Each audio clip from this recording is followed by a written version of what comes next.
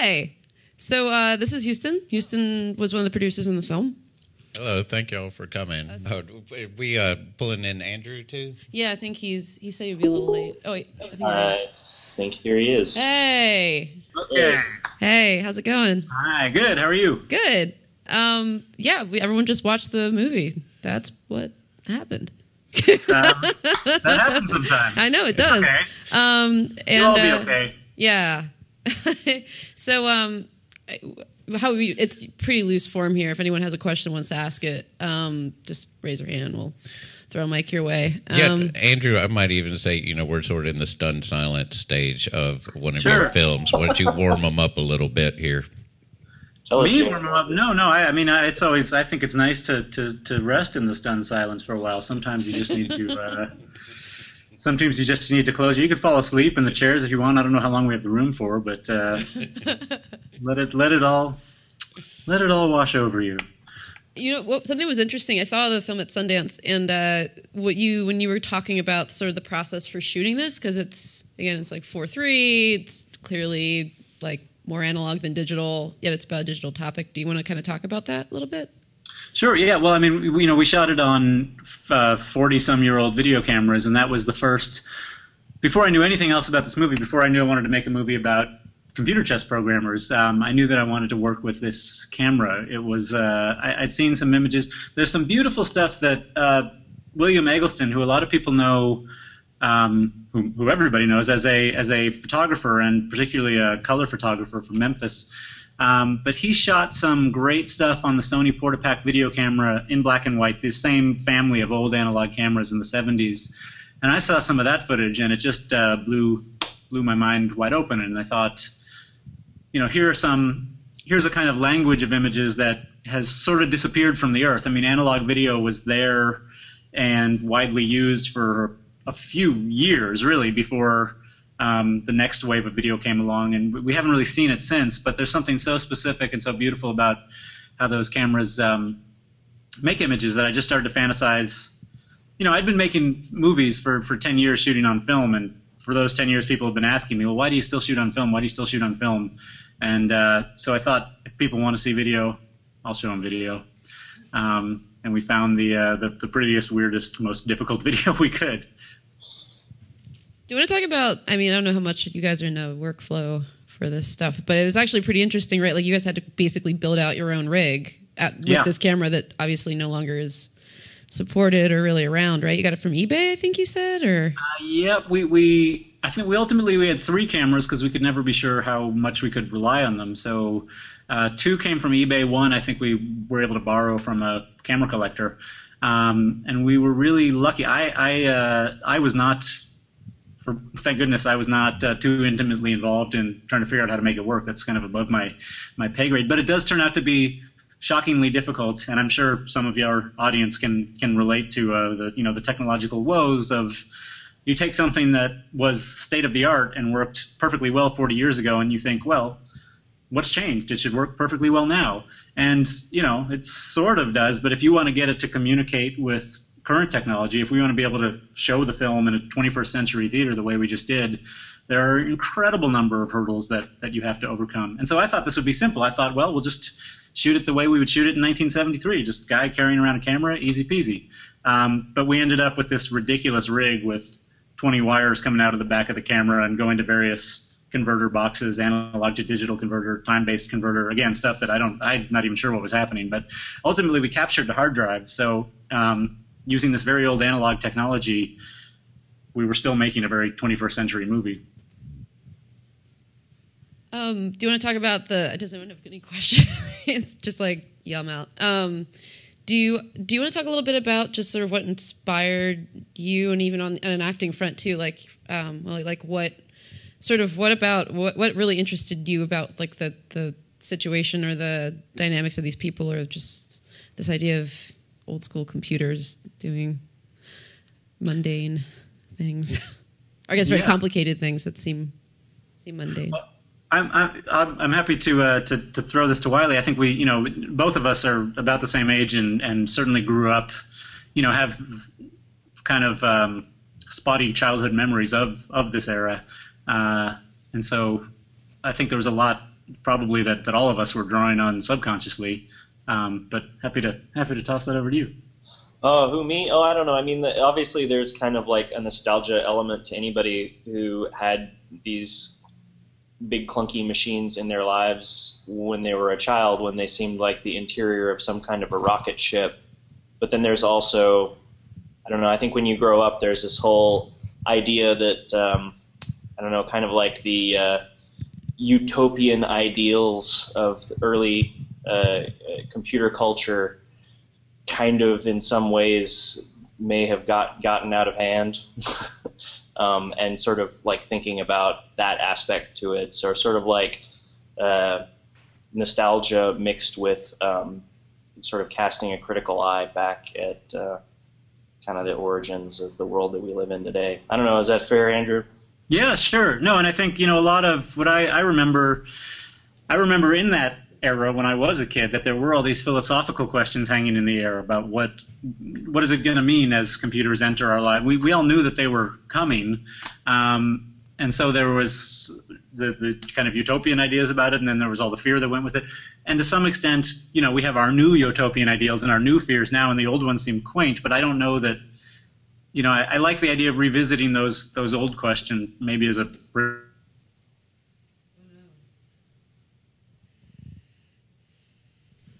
Well, we tried. Oh, wait, no. We lost you for a moment there, Andrew. It was genius. It was really actually perfect timing as you were talking about computers in our lives, and all of a sudden it's just like frozen in time. Right. It had. Well, obviously, yeah. The computer didn't like what I was saying. I thought it was pro-computer, but I had a really good time doing this because I had kind of a weird dual role, acting and then also helping doing some of the equipment purchasing. And even some of the machines that were still functioning, we had to get them to look like they were actually executing computer chess programs. So I had to like dust off my memory of like Commodore 64 Basic to try and like write some fake computer chess stuff. So that was super exciting and fun. I had a Commodore PET in my house here for a while, which was pretty awesome. I don't know if you guys have ever seen one of those. Yeah, it was very fun to hang out with all the, and Houston sitting there became, I was surprised at how obsessed you got with the old computers, Houston. You became Hacking Houston King. You became a 1980s hacker before our eyes. It was amazing. I had to spend like hours upon hours writing this program so they would run on the screen, and I was so proud of them. And there's maybe about like 2 seconds of it like in the film, but I learned Linux, I think, for a little bit, and a couple of what other languages were we working in, Wiley? Well, all of the stuff that was happening on the actual computer was basic, but any of the stuff that we sent over the serial, I can only imagine what that was coming from. I'm assuming it was just like modern laptops that you were just sending like serial stuff to. Right. We were really lucky. There's actually Goodwill in Austin has a computer museum, which is a strange and wonderful thing. So that was a really good source for a lot of the machines that we found. Right, and so we actually got to go to the museum, and we knew the teams that were in the film. So there was a corporation, there was MIT, and then there was like Papa George, who was on his own. And so we would try to correspond what the most expensive computers with the biggest amount of memory for the corporations, and then work our way down to like what Papa George's computer setup would look like. And luckily they had so many computers that we were able to do that. And ultimately Czar, who's our sort of hero computer, it's got that very beautiful soft oval face to it, if you will, and it's even mainframe that we use for that were the exact ones at the time that were the best computers that they were using for computer chess, just by pure coincidence. We got lucky with that. So it was like a Goodwill that had computers, like a computer section? I've never seen it before. It was the Austin Goodwill Computer Museum, and right next door to it was just regular Goodwill stuff. So I guess that... So it started out because there was a specific Goodwill computer store here in Austin that was basically selling old computers that people had brought in. And just over the years, they started getting all of these really ancient machines from like estate sale, like stuff that people were hauling off from estate sales and stuff. And somebody finally had the presence of mind to be like, we should actually probably hang on to and preserve some of these machines. So they kind of opened up their little miniature museum alongside the store. It's really cool. And what's great, it's a little one-room museum, but then if you're granted access, you can go back to the little warehouse they have behind it, which is huge and full of all kinds of beautiful old stuff. And it felt like the last scene of Raiders of the Lost Ark, where just like, oh my God, everything is here and we need it all, and they are kind enough to give us some of it, and it was a real lucky break for us. And similar to like the Museum of Moving Image here, or even more similar to the Goodwill Computer Museum, there's a Museum of Computer History that's in the Bay Area. I don't know if you've ever heard of that. Or there's another museum, I think it's called the Museum of Living History in Seattle, which is just computer museums, and there's probably a lot more that I'll find out about. But that's a little mini one here on the 4th floor. Oh, do you? Yeah, that's awesome. Yeah. Yeah, we can show you. It's interesting to have to seeing all the variations of computers. I mean, at least for me, I only know like specific milestones, but I don't necessarily know like the spectrum of all the variations. So it's kind of cool that you guys are able to pull from ones that actually existed and just be like, well, this one. I mean, for a while, Radio Shack was all in the computer business. They have some beautiful like stainless steel computers that they were selling, and some of them are in the film. Some of them worked. Do you want to talk a little bit more about like some of the actors? I feel like, again, if I'm wrong, I'm sorry, but do you want to talk to like how some of the actors you may have actually had computing experience? Like Wiley, it seems like you have a little bit as well, or you want to talk about that a little bit? Sure. Well, there are plenty of folks in the movie who, Gordon Kindleman, who plays Professor Chesser. He is a computer science professor at University of Chicago. James Curry works with Wiley, and they do video game programming stuff. And great thing about James, who plays the British programmer Carberry, is that he remembered all of the 80s programming. In theory, he's too young for it, except I think he was a child prodigy programmer. So at age 8 in Britain, he was doing all this stuff, and he knew it all intimately and remembered all of it, which was fantastic.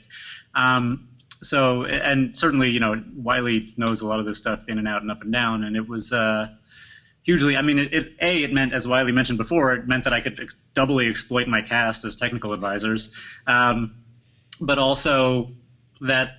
I wanted it to feel real. I wanted to, if I'm going to make a movie about computer programmers, I want them to feel like computer programmers, and those guys could bring so much more of that. If I had sat down, I'm not a computer programmer. If I had sat down with, Wikipedia and tried to figure out enough factoids to fill out a script, and then handed it to conventional actors, I don't think we would have gotten anywhere near it feeling right the way that it does, or the way that I hope it does. And all credit is due to the cast for that, certainly. Cool. Well, how much did weird science have something to do with it feels more like real genius to me than weird science. Yeah. Yeah, that sounds right. Yeah, that actually makes sense. Fine. There's a deleted scene from this movie where we fill the hotel with Jiffy Pop. Right. Shooting it with a laser. Little known fact. Does anyone? It'll be on the DVD. Yeah. Oh, special features. Yeah. Do you have a question? You can use this, but you don't have to go to the lonely one. Yeah, sorry. I had a question about the use of VHS. You mentioned William Eggleston's Stranded in Canton, and I know that Harmony Korine cited that as a really sole influence for trash humpers, and I don't think there's anything that's been written yet, but I can totally see a think piece being written in the next couple of years. Is VHS coming back, or that sort of thing? And I guess I was just wondering if you guys feel like VHS is coming back, or maybe more specifically, I was wondering why it seemed to resonate to you guys. Well, this is way pre-VHS. Yeah, I guess I meant sort of more the Portapack stuff too. Oh, right on. Yeah, I just meant antiquated video form. Right. Well, I think I'd be surprised if you started to see this look take over the multiplex, but I'd also be surprised if this was the last stunt like this. To some extent, it is a stunt, and certainly it was this great leap off the cliff for us. On the other hand, we meant it. I hope the movie works, and I hope it works because we were using these cameras for a reason and to produce a very specific kind of feel and to do something very specific with that feel. So, yeah, I mean, it's open for anybody to use. I of course fell in love with the cameras while we were doing it, and I started to think, God, why don't I want to shoot everything on this, which I probably won't, but it is a beautiful thing, and it doesn't look like anything else. So, and Trash Humpers was VHS. It was very much its own thing. It's hard to imagine that on any other format. So I just think it's out there. It's like any kind of palette. It's very easy. Certainly in our current culture, it's very easy for people to get addicted to this idea that whatever the newest, latest, and greatest is the only thing you can shoot on. And you see this all the time, of course. That there are camera fads, and I'm not up to date with it. I mean, a couple of years ago at least, people were only shooting their movies on the Canon, and I don't know if they are now or not. But it just leaves, for me, I just see all this opportunity with all the other formats that nobody else is touching to say, well, what can we do here that nobody else is doing? And that's kind of how I approach, any movie I make. I want to go into it thinking, I hate the idea that, my next door neighbor might be making the same movie. I always want to be doing something that somehow is I want to have some territory to ourselves, whatever that may be. It doesn't have to be the camera, but that's certainly one way to get at something unique. And the problem also, go ahead, Wiley. I was going to say also, if you're doing a low budget period piece, it's a pretty magical way to kind of do art direction for all the pieces of the world that you don't have control over. You're applying this sort of like texture to everything that sort of makes it all work. Absolutely. I mean, we had a brilliant costume department, we had a brilliant production design department, but we also had very limited resources, very little money, and I think the camera goes a long way toward bringing back that late 70s, early 80s feeling, because this is a kind of image that you haven't seen since then. So I think it inevitably transports people to there. And just even beyond just the issue of VHS, I find the writers that we're talking to about the movie are incorporating writing about the film as a bigger piece about that we finally have enough history and technology that people are starting to get nostalgic. And seeing these pieces come up about the old computers and even the GIFs that we've used to publicize the film, and just starting to finally see people looking back at technology for the first time instead of always forward. Well, a new tool doesn't necessarily replace an old tool. They all kind of fill the toolbox up, and you can kind of go back into history and pick things when they're appropriate, and that applies to technology as well. But I can't tell you how many sane and rational people, when I talked to them about doing this movie on these old cameras, said, why don't you do it on a new camera, and we'll do XYZ filter and post to make it look like the old camera. And that, on the one hand, makes a lot of practical sense, and on the other hand, I'm so glad we didn't, especially because this camera brought so many weird, quirky, you see so many glitches in the movie that the camera gave us that we never would have been able to invent ourselves, that really, I think, become very much part of the texture of the movie. And if you like the look of it, there's another example of a film that just came out in theaters called No, that they used an actual time period camera as well from, I think it looked like it was like late 70s. Yeah, something about the nuances of when something doesn't work that really kind of adds to the overall aesthetic of both of any film that's being shot with like a period camera that I think we forget because we just assume that stuff you just sort of glaze over, but you're just used to it at that point. But going back, it's very cool. Yeah. Anyone else have a question? Yeah. Should he be using that one for purposes of this? Doesn't matter. Yeah. Creepy. Hey, I was really struck. It's possible that there are whole genres of films about conferences that I've never heard of. But I was just really struck by, like, I've never seen a movie about a conference before, and maybe that was just a byproduct of the topic that you're talking about, but it seemed so accurate and true, but also depressing, but also not depressing. And I was just like wondering where the conference came from. Like, are you is there a lot of movie conferences that feel like that, or like how did that work its way in, and how did it end up being so realistic and weird? I'm sure that some painful or boring, I'm sure a lot of film festival memories crept in there, because certainly you make a movie and you end up, if you're lucky and people want to show it, then you travel around with it and you end up feeling like, I mean, I certainly remember waking up in some of those hotels and thinking like I'm basically like I might as well be a carpet salesman. You know, it's like you travel around, you kind of see the same people and say, hey, how you doing? And here we are selling carpets in Milwaukee, and you know, all these people who we all like to think that we're artists, but anyway, yeah, I mean that's the closest thing I know to convention culture, but I've seen them. I've certainly heard plenty of great convention stories and hotel stories from anybody who's hung around these things for any of their business. Hotels are great because they're weirdly anonymous, but also, you know, they're so full of human drama, but you never know what that drama is. It's all these like secret compartments of drama, and it was so fun to get to explore that and play with it in a movie. In some weird way, I couldn't quite figure it out, but the way that people described early computers to me too, that, you know, that the architecture of the computer was much more knowable than it is now. And this fascinates me that, you know, I got to, at some point I was lucky enough, I was able to get on the phone with Richard Garriott, the video game programmer, and he was talking about how, you know, when he started out working in his parents' garage, he knew everything about the computer intimately, and there was nothing the computer did that he didn't know what was happening because he'd spent enough time with it to master it.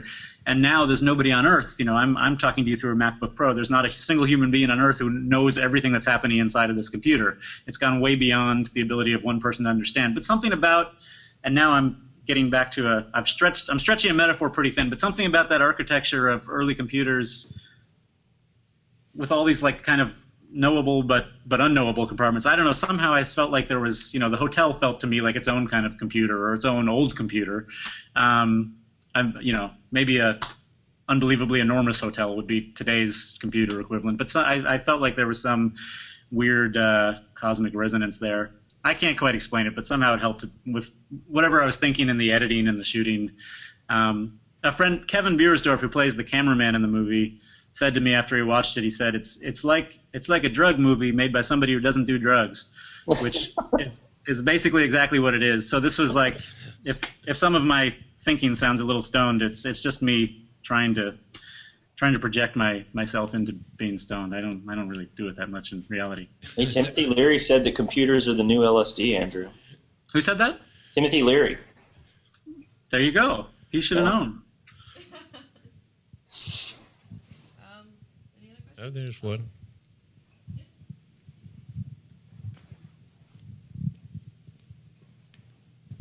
Howdy.